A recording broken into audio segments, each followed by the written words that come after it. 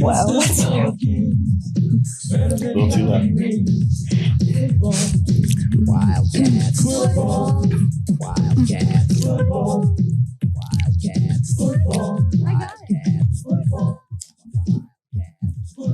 Welcome to the Married with Picks podcast, season 2, episode 15, week 13. Before we get started, remember we're available anywhere you get your podcasts. Like us on Facebook, subscribe on YouTube. We had 10 new subscribers last week. See, 10. Killing it. So I didn't go through last week's because I thought you had it nicely written out, and now I see that you don't. So, but overall, I think we had a pretty good week. We had some winners: Cincy, Green Bay, Washington. I think we went 2-2 on our bets, though. I know I had Tampa Bay, and yeah, I liked Indy. You had Miami. I had Carolina. And I think you had Cleveland. I had Baltimore.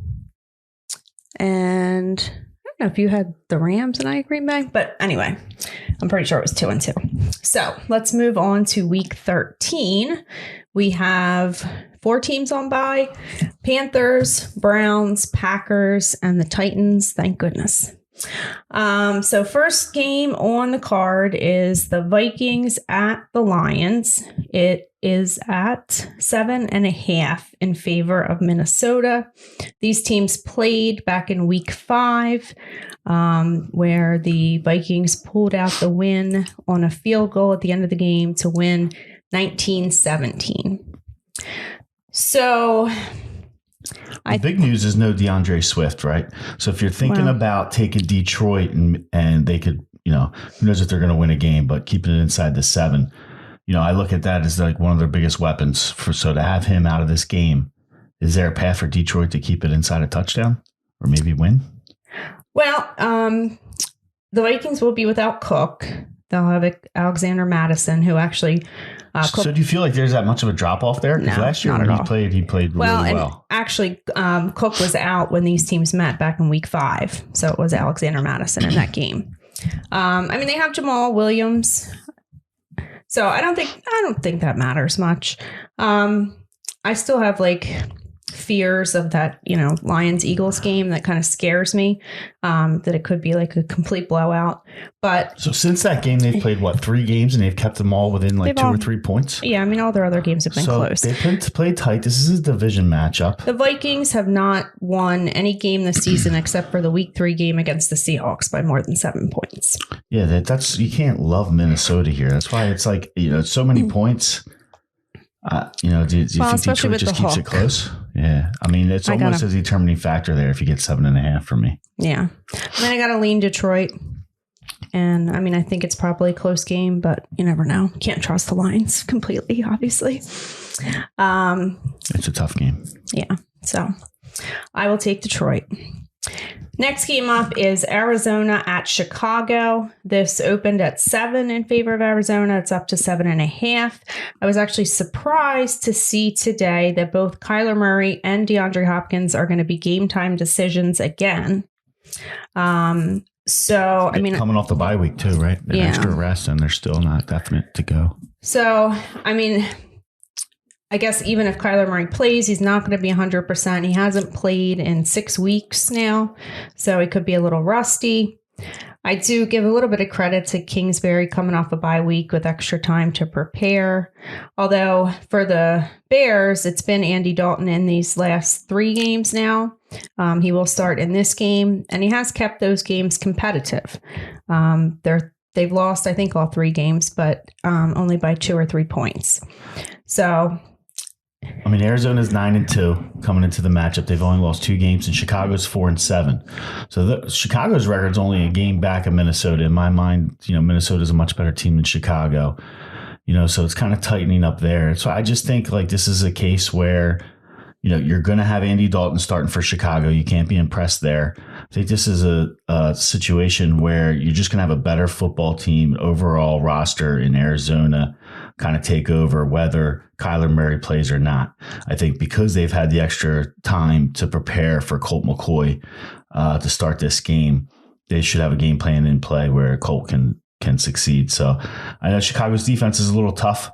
But I think they can get enough points on the board, and Chicago might have a tough time scoring on Arizona's day. So would you take Arizona at -7.5 even if Kyler Murray doesn't play? I think I would. Yeah. Really? So, I mean, I would definitely take it if he does play. I'd be a little concerned that Andy Dalton can keep it a little bit competitive if it is Colt McCoy in there. But, I mean, I could see it being a blowout too. So, yeah, I mean, Arizona struggled against the Panthers, who, aren't that great of a team. You mean the Bears? Oh, that was their loss. The Cardinals, yeah. They came back after that, beat the Seahawks 23-13, and then went into the bye. So, I don't know. I think Colt McCoy, with 2 weeks, and the team is so much better than on the Arizona side than Chicago. I think that they roll here on the road. It could get ugly. Yeah. All right. Next game. Love John Connor. James Conner. One of these days you'll get it right. Not the Terminator.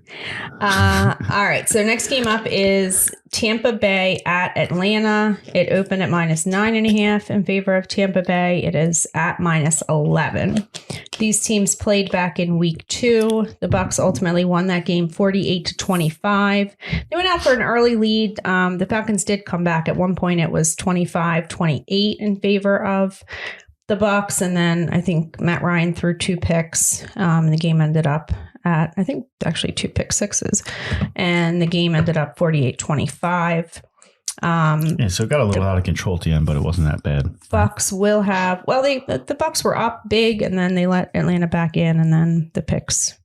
But Tampa Bay will be without Antonio Brown, obviously, for the next 3 weeks. They do have Gronk, and Gronk did have 2 touchdowns in the first matchup. Gronk is also apparently chasing, who's the tight end, the big tight end, Tony Gonzalez. His record for the most 100-yard games by a tight end. He needs 1 more game to tie. So my favorite prop bet of the week is Gronk over yardage. Nice. Good throw out there. So I don't know. It's a big line. I don't know if I love it. Atlanta is so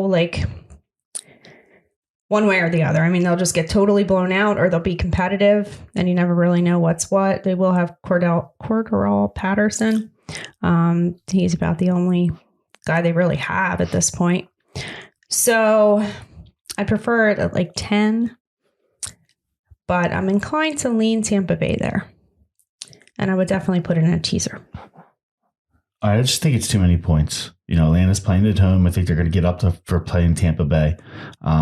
Obviously, it's a division matchup. This is the second time they're playing each other. I did look back. Antonio Brown only had 1 reception for 17 yards the first matchup. So does that really hurt them when you look at the aspects of the first matchup? He wasn't really involved as much.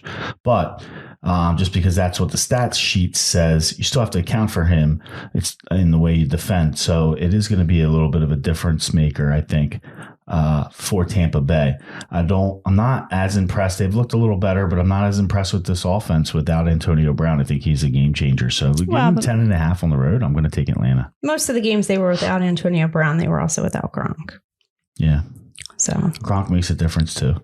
And they're getting Leonard Fournette going, which is nice to see. But I think Atlanta's got a game where I think this is one of those times where, if you're just looking at the teams, you'd like Tampa Bay, but it's too many points. I think they keep it inside at home, inside the 10.5 spread. I love the hook. I love the fact you're getting 10.5. Some places it's flashing at 11. So by game time, who knows? Might get a couple more points. All right. Next game up is Denver at Kansas City. It opened at and is at -9.5 in favor of Kansas City. A couple interesting stats on this one. The Broncos have not beat the Chiefs since 2015. That's 11 straight losses. This is a division game. Obviously, we know Andy Reid off the bye is a thing. And the Chiefs are 1-9 against the spread in their last 10 home games. Obviously, the Chiefs have struggled to cover this year. So I really don't know what to do with this game. These teams, when they met last year, The Chiefs won both games. One was a bit of a blowout, 43-16. The other one, a closer game, 16-22. So Teddy Bridgewater really makes me mad. So I think I'm just laying off this game completely, to be honest with you. Yeah, it's a lot of points as well. I mean, Teddy Bridgewater has been very serviceable. I just can't get away from Kansas City here at home. I think they're starting to click with the 19-9 win, 10-point spread against the Cowboys the last time they played.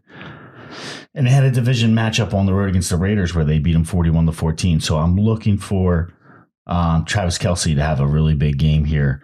I think that Kansas City is going to blow them out, actually. They're playing at home. It's, Sunday night on NBC.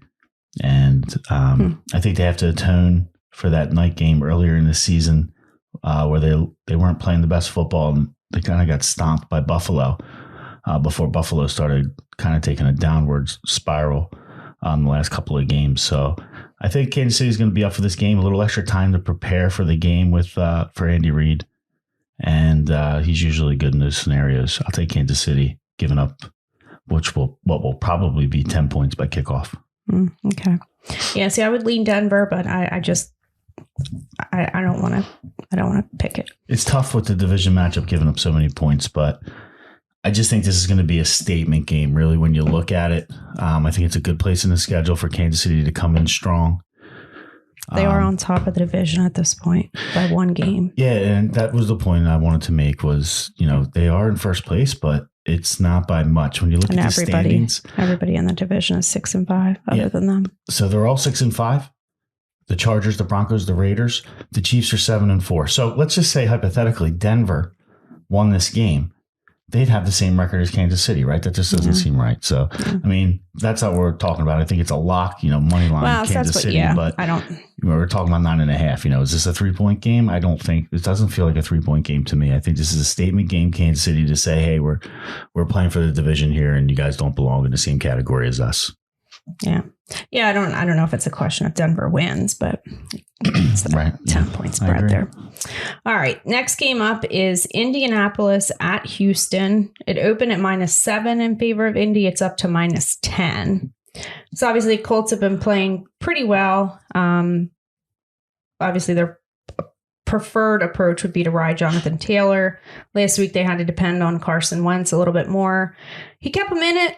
It was a close game, a bit of a shootout, but ultimately Carson Wentz did Carson Wentz things, and the Bucs won that game and covered. So, and it's a big line, but I do lean Colts here. Well, the only thing that worries me is that Carson Wentz can thrash really bad teams. But I don't think Houston has that bad of a defense, even though they're 2-8. And, the first time they met, it was a 31-3 blowout. But it was Davis Mills, and, Davis Mills was quarterbacking for Houston, and they asked the guy to throw 43 times. So what do you think is going to happen there? He had 2 turnovers or 2 interceptions. So they're going to look a lot different with Tyrod Taylor playing for Houston. I like Houston. I think it's an underrated team with Tyrod Taylor in there. He's got a lot of heart and has enough ability to win games. I don't know that they're going to win this game, but you can just kind of see how this game, the true line is a touchdown. And it's on the road. I think that's too many points, but it's going up to 10 because the public is now starting to like Indy and get behind them. So the lines are going to catch up. Indy, you've got a lot of value over the last month and a half playing Indy as they've gone on this hot streak. I think that time is over. You see the line starting to pump up, and that's the time to go against them. You always Houston go opposite on some of these picks.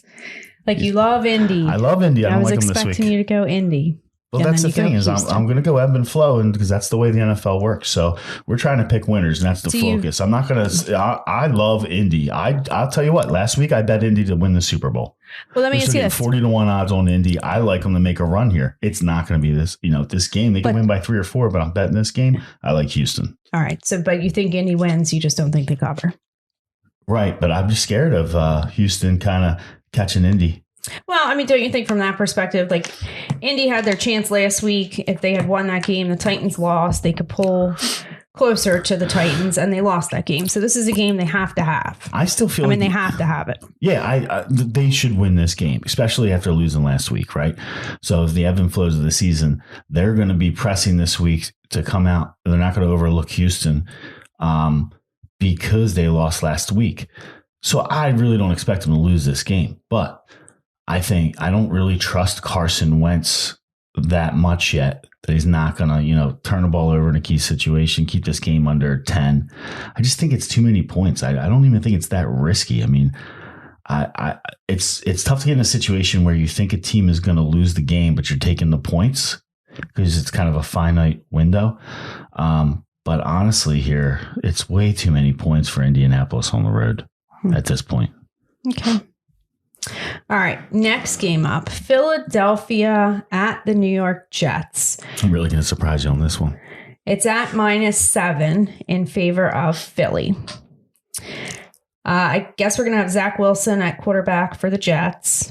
You can run on the Jets, which, that would make me lean Eagles, but Jordan Howard is going to be out. And it may sound stupid, but I really think there's something going on with them and Miles Sanders. They just don't want to run him. Now it's clear there's something going on because when they had Howard out of the game last week, they pretty much split the carries, and Boston Scott was getting a lion's share of the carries at the end of the game. So, it's not a clear number one Miles Sanders here. So I looked, and Jordan Howard is going to be out. Mm-hmm. And that worries me. If he was in, I would feel pretty good because you can run all over the Jets. And if they had him in there, I think that's what they would do. Well, without him in there, I don't know that that's what they're going to do. Well, there's a couple problems heading in here, right? One, they just came up to the Meadowlands last week and lost to the Giants and laid an egg up there. So they got to go back to the scene of the crime. And are they going to be able to, get back on it there, even though it's against a different team? Jalen Hurts is, I think, 50-50 to play this game. He's probably can play, but the problem is that he's got a bad ankle, so he's not going to be as mobile, and that's his entire game. So if you take that out, you're going to really... If he's playing and it's clear that he's not going to be the running threat that he normally is, that really takes away a lot of the running lanes because you take him out as a threat and the defense doesn't have to worry about him running the ball. With that said, they got a bunch of horses up front. They need to just keep pounding the ball, but they didn't do that last week. They had one drive where they ran the ball every single play down the field last week and they scored a touchdown. And then they kept throwing the ball. So, I don't trust Jalen Reagor. Yeah, and that's the other thing. They're not even looking to force the ball into Devontae Smith, who's the clear number one there. He was open on a couple of these plays at the end. Don't get me started. This is the exact reason why I'm saying taking the Jets, because it's not even a guarantee. You could get Jalen Hurts as a starting quarterback here, and the next thing you got Minshew coming in off the bench. And then you could have a quarterback controversy if he wins this game, which, very much well could happen if he gets in the game because the Jets don't have that great of a team, right? That you could see Gardner Minshew getting in there and putting up some good numbers. The fact is, you got a Philadelphia team going on the road back to the same stadium. They just laid an egg offensively with a healthy Hurts.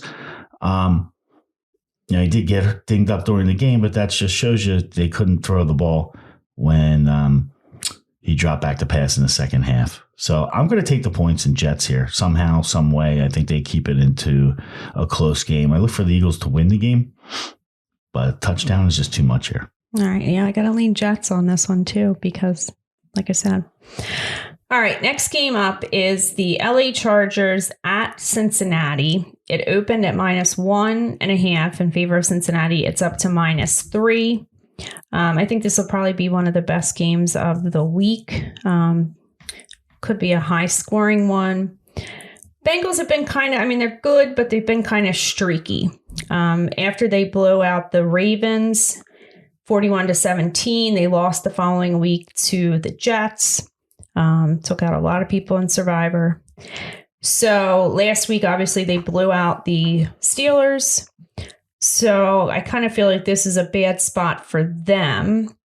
Chargers lost to Denver last week. They're sitting at 6-5, which is second in the division behind the Chiefs now, with both other teams at 6-5 as well. So they desperately need the win. It worries me a little bit. Obviously, the Bengals have been riding Joe Mixon quite a bit, and the Chargers have a horrible run defense. So that would be the one concern there. But I'm going to take the points and take the Chargers. I like the Chargers too. I've been back and forth on this game, but I kind of locked in on the Chargers. I think that this looks like an obvious bet for Cincy, and the public's betting it up to 3.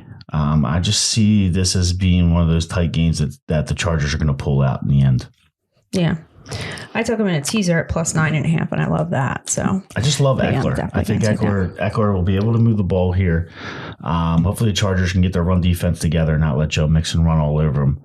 But I think that those defensive ends are going to get on Joe Burrow.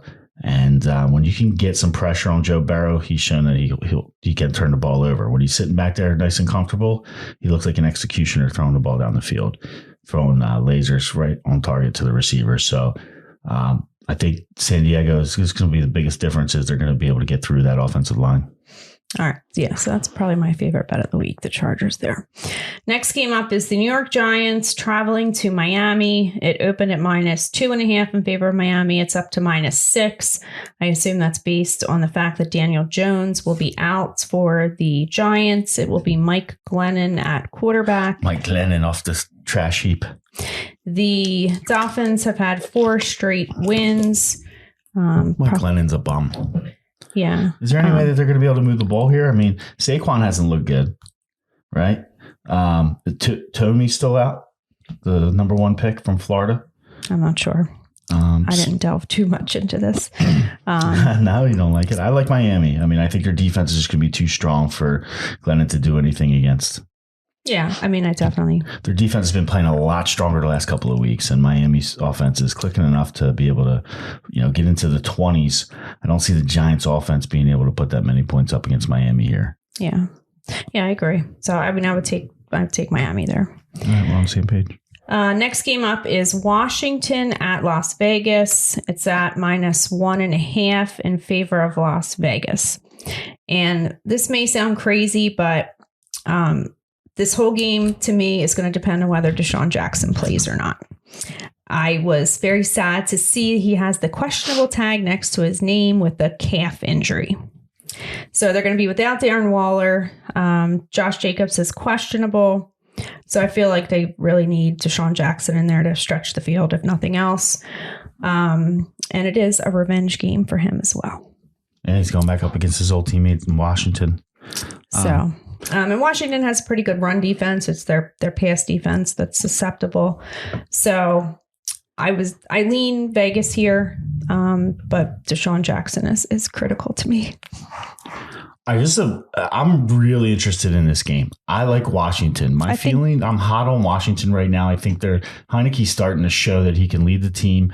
He's not great, but if they can keep him in good situations and play call correctly, and they can protect him, I think that he has enough to actually come back, and I'm looking for them to win the division. Actually, I'm not that impressed with Dallas. I think they've got real problems, and they're going to get, this NFC East. They all play each other here at the end of the season in December. So if somebody's going to get hot and make a run, you can get 4 or 5 quick wins in the division, and if you can sweep a season series against team up on top, Washington get in there and get a couple from Dallas, steal one from Philly, get one from the Giants. That's 4 extra wins, and they can win the division here. So, I'm getting ahead of myself there. I think this is a big, this would be a big win towards making me a believer that Washington can actually get that done and overtake Dallas, because they got some work to do. But I'm going to take Washington here. I'm just not that impressed with Las Vegas. And I think one of the keys that, I don't think you mentioned, but I might have overlooked it, was that Darren Waller's not playing. Right. He's doubtful. He's not going to play. So to me, everything runs through him. So to your point, if Deshaun doesn't play, then they really don't have any threats through the air. That's going to make you scared. So Washington's defense is too good to get beat by a team like that. And Carr is not the quarterback that's going to put the team on his shoulders individually and get a win out of the game, especially against a team like Washington, who, like we were talking about with Miami, is starting to fire on all cylinders on defense. They're looking a lot better. Well, I think this will be the test for Heineke, whether, he can do it or Yeah, not.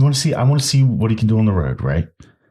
You know, he's had a victory on the road. Let's see if he can replicate that, if it was a fluke. But that's the key of, you know, a good NFL quarterback can win games on the road. You got to be able to win on the road. All right. Next game up is Baltimore at Pittsburgh. A lot of division games this week, huh? So this is a division matchup. The card's ugly. You know, I'm looking through it. I feel like it's ugly. I don't know. I kind of like it. I mean, some big lines. That's never fun. There's a lot of questionable statuses, too, for some key players. So that makes it a little difficult. So this is obviously a division game. Steelers won both of their games against the Ravens last year. Yeah. Pittsburgh obviously hasn't looked good at all, but Baltimore hasn't looked that great either. Pittsburgh will be without TJ Watt. That's big. So my first take on this game was the Ravens. Pittsburgh is back at home. So I kind of wavered a little bit and leaned Pittsburgh got embarrassed last week by the Bengals. So, I mean, this is kind of a get right spot for them. Baltimore has been winning games, but it hasn't necessarily looked pretty. So I kind of almost lean Pittsburgh a little bit, and that just feels horrible to take Pittsburgh in anything at this point. But yeah, it was very embarrassing last week. And if you take out the fourth quarter of the game before that, you know, where they scored over 20 points in the fourth quarter, they were getting blown out. I mean, I don't know how you can like Pittsburgh coming to this game, even though they're playing at home. I like Baltimore. I think Baltimore is ready, especially like you said, after taking a couple defeats last year. They've got this one circled on their calendars. This is clearly the rivalry. These teams don't like each other. I think Baltimore will put one on Pittsburgh this week. I don't know. I mean, he had quite a few turnovers last week in that game against Cleveland. It was pretty brutal. So I don't know. I do lean Pittsburgh, and it doesn't feel good. All right. Next game up is Jacksonville at the LA Rams. We have the mighty Rams coming off of 3 straight losses. So I have to assume that Sean McVay is feeling a little bit of heat in LA.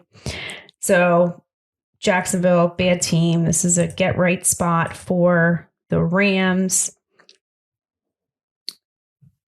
So, and I don't really worry. The Rams had a few games where against like bad teams where they went up big and then the other team kind of came back in garbage time. And so I don't really worry about that with the Jacksonville Jaguars and Urban Meyer.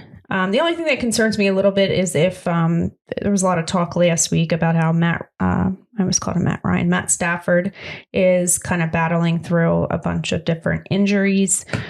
So that would be my concern. I mean, the smart approach would be not to put him at risk unnecessarily in, you know, the fourth quarter of a game that you already have in hand. So, but I definitely lean Rams here. I mean, I think they're going to come out firing because they're under fire. Yeah, I agree. This is going to be the get right game for the Rams. And I look for them to stomp Jacksonville here and then start their incline into the playoffs, as I expect the Rams to go far. So into the playoffs. So I look for big things out of Odell Beckham, who's a little dinged up, but it looks like he's going to play. Yeah. Sean McVay actually is quoted today as saying that he'd be surprised if Odell didn't play on Sunday. So I think they're looking. Does he make it through the game? That's the better question. Yeah. I mean, tough to tell, but I think he's going to, if he plays, which it looks like he will, he should be able to get off against Jacksonville, and I think that's where the Rams are going to focus the ball. They started getting the ball down to him last game, but they did struggle. So I'm looking at them as kind of coming together as an offensive unit and clicking now. I mean, this is going to be a good game as Jacksonville's coming in limping. They're 2-8. They stink. You know, the Rams, if they're really going to be a contender, they've put a lot of resources at the trade deadline into that defense. So I look for them to stymie Jacksonville's offense. They really shouldn't give up more than 10 points here. And I don't think Jacksonville has a chance of keeping them under 31. All right. So we're both on the Rams there. Next game up is San Francisco at Seattle. It opened at -1.5 in favor of Seattle. It's at -3.5 in favor of San Fran.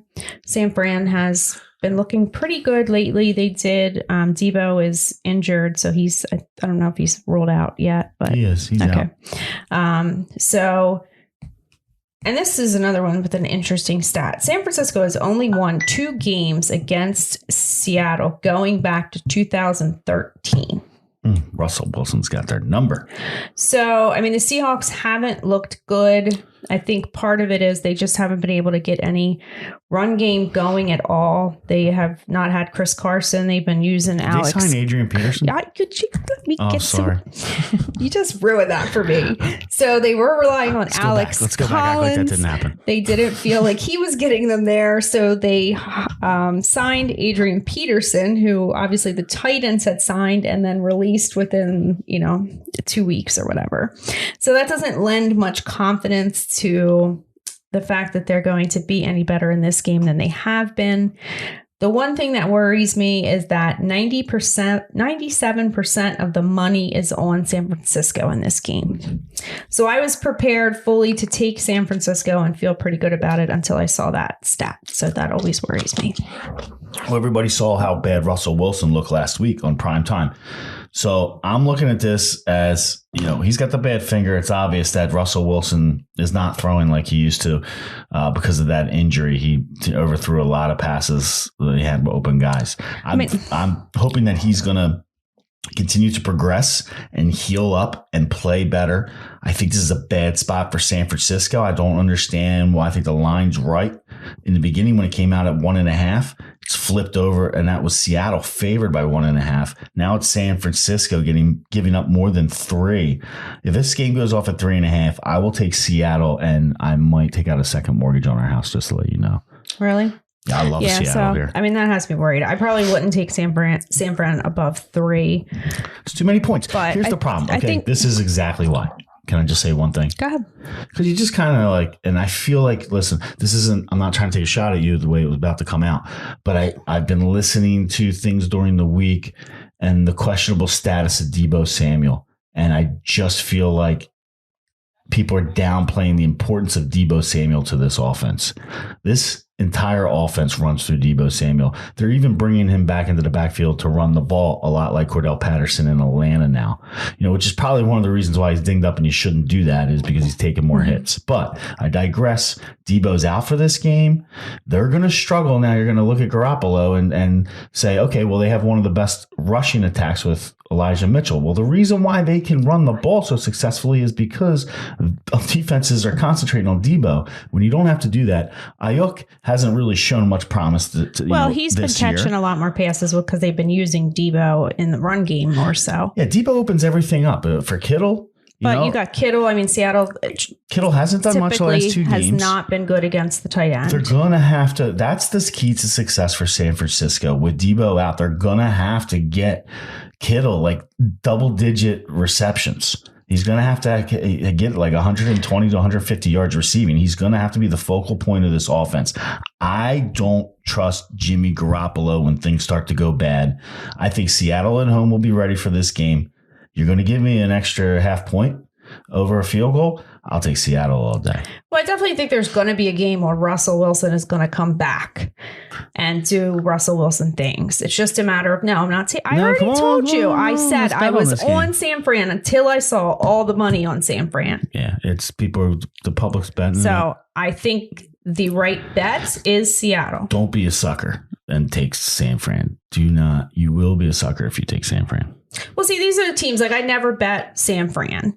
I mean, I did like them when they played the Jaguars, but then last week they played the Vikings. I took the Vikings and, San San Fran won. Chicago a couple weeks ago and covered the spread. They beat them by 11. That was when I was a hater on San Francisco. But then I realized, hey, their record was bad. They're still kind of a contender. And I started riding with San Francisco the last couple of weeks. I think that now is the time that it's kind of like everybody catches up a couple of weeks late. What was the game that we were just looking at? I felt the same way there. I mean, I kind of feel like that's everybody's. I'm missing the game, but regardless, I just think everybody's going to be jumping on San Francisco here because of their outcomes the last couple of weeks. And this is exactly when the NFL throws you the curveball, and that's where Seattle's going to come in and win this game. Yeah. I mean, I like Kyle Shanahan as a coach. Indy I think was he's the team I probably felt that way. one of the best coaches. This Indy in the line's league. the same thing. Those lines flip from 7 to 10, right? Because everybody's now on Indy because they see that they've won a couple of games. And Houston, quite honestly, is not as bad as their 2-8 schedule when Tyrod Taylor is the quarterback. All right. So we're both on Seattle there. And last game is the Monday night game. This will be the game we'll bet. Perhaps. Before I even know what you're going to say. So we have the New England Patriots traveling to Buffalo. It opened at -3 in favor of Buffalo. It's at -2.5. This is a division game again. The Patriots have dominated the matchup historically, although last year, obviously, with Cam Newton at quarterback, the Bills did beat the Patriots in both matchups. That's so true, isn't it? We also have the Bills who have, really beat up on bad teams, but when they go up against the better teams, they've struggled. So this is Bill Belichick. The Patriots have been playing well. Did they have like 6 or 7 consecutive wins at this point? So, and you can run on 6.